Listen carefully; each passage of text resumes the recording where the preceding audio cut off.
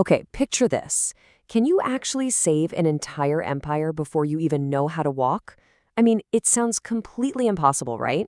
But what if you retained all the memories of your past life, knew exactly how the future was going to unfold, and, here's the kicker, had a direct telepathic link to the most powerful man in the kingdom?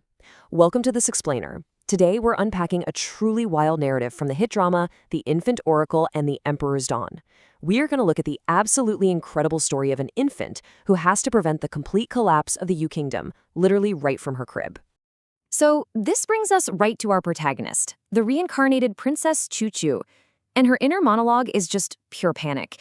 She's reborn as a baby and very quickly realizes she's trapped inside the exact tragic novel she was reading the night before.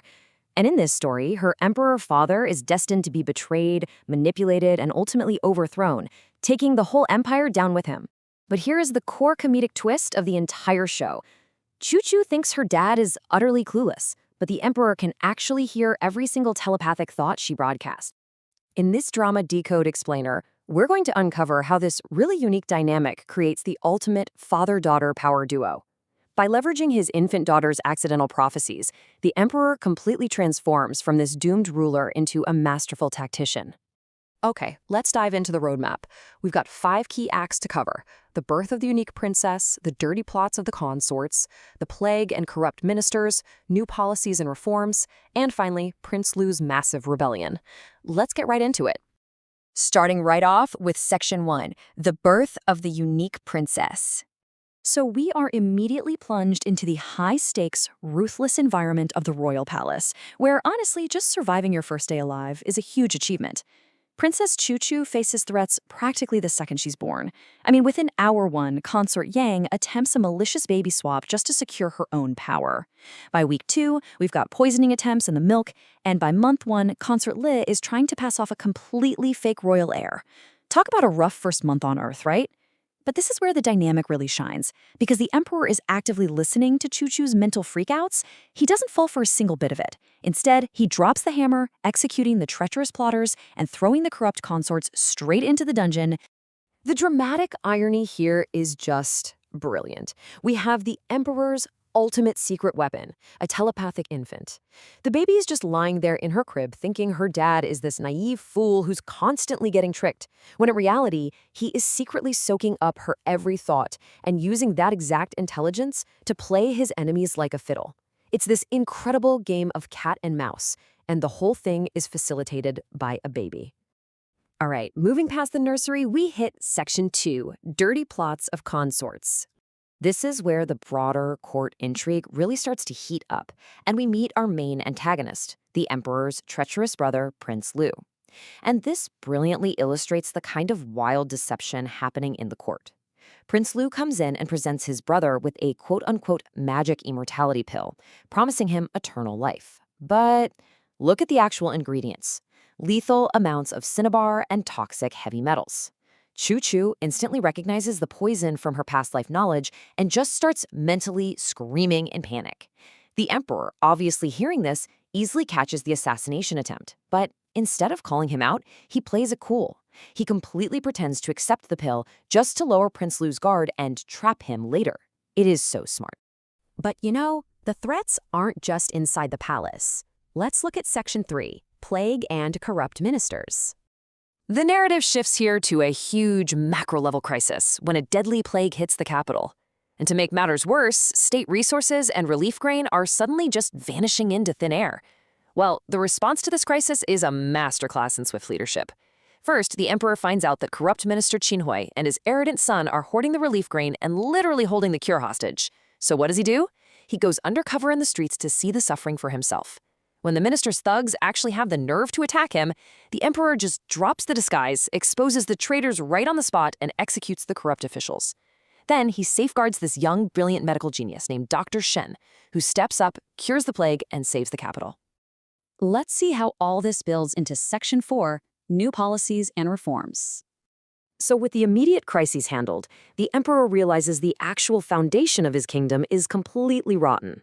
Guided by the modern sensibilities he's constantly hearing from his daughter, he starts tearing up the ancient rulebook. He enacts these incredibly progressive reforms. For instance, he breaks centuries of tradition by allowing women to take the imperial civil service exams. Why? Well, because Chuchu's thoughts revealed that a woman named Shushan Shu, who was currently being horribly abused by her cruel in-laws, the Kang family, is actually a generational agricultural genius. So the emperor personally steps in, rescues her, severely punishes the in-laws, and promotes her based purely on merit. And because of that one bold move, she goes on to double the kingdom's crop yields, basically securing their entire food supply for the coming wars. But hey, building a pure meritocracy is pretty tough when the system is rigged from the inside out. Take this massive academic fraud scheme. Minister Tian Hong actually stole the top exam results from a brilliant, impoverished scholar named Teng Huaiyan and literally just slapped his own lazy son's name on them. When the emperor drags them both into court, he exposes the cheating minister with this incredibly simple, hilarious poetry test. He asks the fake scholar, Tianjiu, to complete a famous poem. The guy totally panics and blurts out, "2 pairs of shoes on the floor." I mean, it's a completely ridiculous answer that instantly proves he knows absolutely nothing, and it sends him and his corrupt dad straight to the dungeon. So the absolutely crucial point here is that all of these sweeping reforms have deeply, deeply angered the corrupt nobility. Which brings us to our final section, Prince Lu's rebellion. With natural disasters like floods and droughts ravaging the outer provinces, the treason finally boils over. But the villains decide to switch tactics. No swords, just dirty politics. Corrupt Duke Xin and Prince Lu try to force the emperor to issue a confession of sins edict. If you don't know what that is, it's basically a public apology to heaven where the emperor takes personal, absolute blame for the natural disasters. If he signs this thing, he essentially surrenders his authority, trashes his historical legacy, and gives all the regional kings the exact legal loophole they need to rebel. It is a devastatingly smart political weapon. But our emperor, pre-warned by Chuchu's panicked inner monologue, devises an absolute masterstroke. Step 1. He completely fakes them out. He acts as if Duke Xin's pressure has broken him. Then, he agrees to issue the apology, but he puts it on a 7-day timer. And that timer is the bait. It makes the rebels totally overconfident, and it draws every single hidden traitor and rebel army right out of the woodwork as they rush to position themselves for the new power vacuum. He's just letting them expose themselves so he can spring the ultimate ambush. You've gotta love the arrogance of the villains here. It is perfectly captured in this quote from Prince Lu, 7 days, and you and I will sit and watch the emperor become a public joke. I mean, they think they've completely cornered him. They are practically popping champagne, completely unaware that the emperor and his telepathic infant are just sitting back, watching the trap close right around them. But, you know, even the best-laid plans have a few wild cards. So I leave you with this final thought. With Prince Huai's massive northern army secretly marching on the capital right now, manipulated by Prince Lu to strike right inside this 7-day window, can a brilliant political trap actually withstand an all-out military siege? It really goes to show that in leadership, foreseeing the future is only half the battle. You still have to actually survive it. Thank you so much for joining me on this explainer, and keep seeking out those fascinating stories.